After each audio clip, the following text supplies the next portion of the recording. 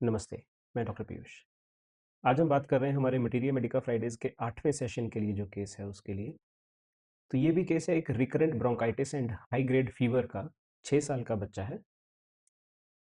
इसको प्रॉब्लम ये है कि जब भी इसको कफ कोल्ड होता है तो वो बहुत जल्दी स्टार्ट होता है और बहुत सीवियर हो जाता है एकदम से, जिसके लिए उसको 2021 से यानी कि पिछले 2-3 साल से उसको कंटिन्यूअसली और बहुत फ्रीक्वेंटली एंटीबायोटिक्स की ज़रूरत पड़ रही है। उसको कोविड हुआ था और उसके बाद से उसको बार-बार ये प्रॉब्लम्स हो रही हैं। दोनों पेरेंट्स को एलर्जी की प्रॉब्लम है। इस बच्चे को फ्रीक्वेंटली नेबुलाइज़र देना पड़ता है और डॉक्टर ने बोला है कि अगर ये जल्दी नहीं रिकवर करता तो इसको एस्मा के लिए पंप भी जल्दी देना रहेगा। इन्हेलर्स जो हैं वो जल्दी देने शुरू करने पड़ेंगे। अदर कंप्लेंट्स में इसको पेट दर्द होता है और कभी-कभी ये ट्रैवलिंग के समय पर वॉमिट भी कर सकता है। जैसे कि हम हमेशा रिकरिंग एपिसोड्स में उनको बोलते हैं कि एक एपिसोड के बारे में बताओ, टिपिकली एक एपिसोड का क्या मतलब है? वो कहते हैं कि इसको थोड़ी-सी खाँसी से स्टार्ट होता है, उसके बाद जैसे ही ये सोता है, तो वो खाँसी कई बार तो ओवरनाइट ही बहुत ज़्यादा बढ़ जाती है, रात को ये कई बारी तेज़ फ़ीवर में चला जाता है या फिर सुबह उठने तक वो खाँसी काफ़ी ज़्यादा बढ़ चुकी होती है। जैसे वो सुबह उठता है इन रूटीन, तो ब्रशिंग करते टाइम, ठंडे पानी से हाथ धोते टाइम, इन सब चीज़ों के समय पे उसको खाँसी बढ़ जाती है।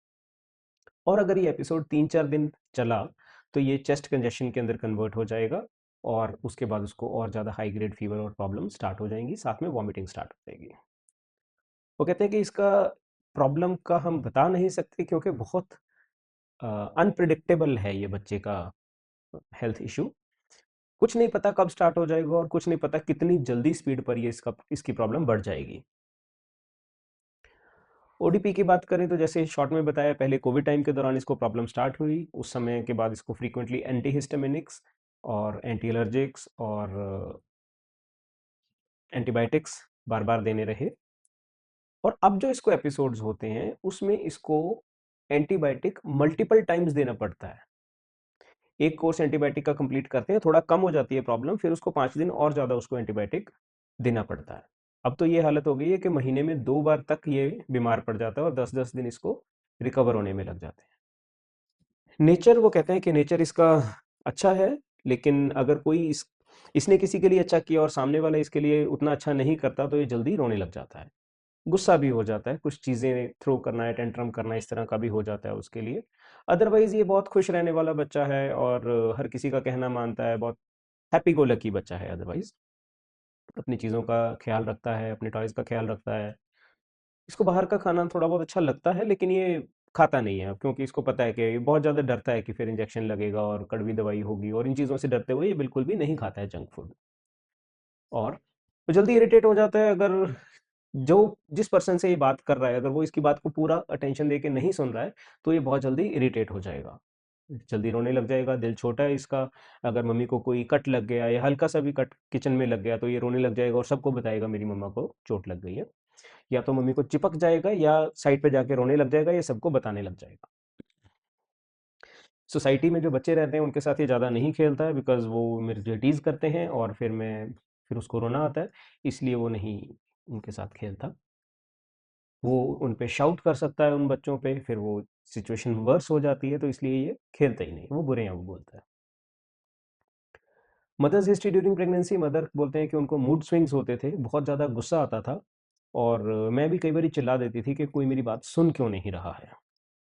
प्रेगनेंसी के दौरान सपने कैसे आते थे? सपने ऐसे आते थे कि मुझे डिलीवरी का टाइम हो गया है, पेन स्टार्ट हो गए हैं, लेकिन एम्बुलेंस नहीं मिल रही है। ओके, ये सिचुएशन थी सपने में। महसूस कैसे होता था? मुझे बहुत ज़्यादा डर लगता था, मैं पैनिक करती थी उन सपनों में, इन सिचुएशंस के अंदर कि अब क्या होगा? मुझे बहुत ज़्यादा डर लगता था। फिजिकल जनरल्स में ये बच्चा कॉशियस है और धूप में खेलना इसको पसंद नहीं है। पसीना इसको काफ़ी अच्छा खासा आता है और कुछ खास ऑब्जर्वेशंस इस बच्चे के बारे में, जैसे मदर से हिस्ट्री स्टार्ट हुई, इंटरव्यू स्टार्ट हुई, तो उस टाइम पे ये बच्चा इधर-उधर से आके कभी ऐसे हेड दिखा रहा है, कभी पीछे अपने किसी टॉय के साथ खेलने लग रहा है। कुछ ना कुछ एक्टिविटी ये कर रहा था जबकि मैं मदर से बात कर रहा हूँ, वीडियो कॉल पे। तो इसको कहा कि कोई स्टोरी बताओ या कोई ड्रीम बताओ, तो इसको ड्रीम्स अक्सर आते हैं कि मुझे एक टर्टल ने खा लिया। वो टर्टल एक सॉफ्ट टॉय जैसा लगता था, लेकिन जब मैं उसके पास गया तो वो मुझे बहुत डर लग रहा था और वो मुझे खा गया। अच्छा, वो और कैसा महसूस हो रहा था? कुछ नहीं, मुझे बहुत ज़्यादा डर लग रहा था, मैं बहुत ज़्यादा शाउट एंड श्रीक कर रहा था, और इसने फिर बाद में मेरी मदर पर भी अटैक किया और मदर को भी खाने वाला था। बहुत ज़्यादा डर वाला सपना था। तो इस तरह का सपना उसको अक्सर आता है।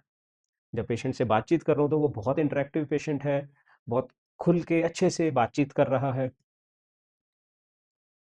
ओके, तो ये केस है। जो भी आपको रेमेडीज प्रॉबेबल लगती हैं उसको आप यूट्यूब कमेंट्स में लिखो, और जो आपका एनालिसिस है उसको इन डिटेल मुझे व्हाट्सएप करो या ईमेल करो। कल शाम 7:30 बजे 7:20 पर हम मिलेंगे और इस केस को डिस्कस करके इसकी रेमेडी को डिटेल में अंडरस्टैंड करेंगे। Okay, see you tomorrow, bye bye.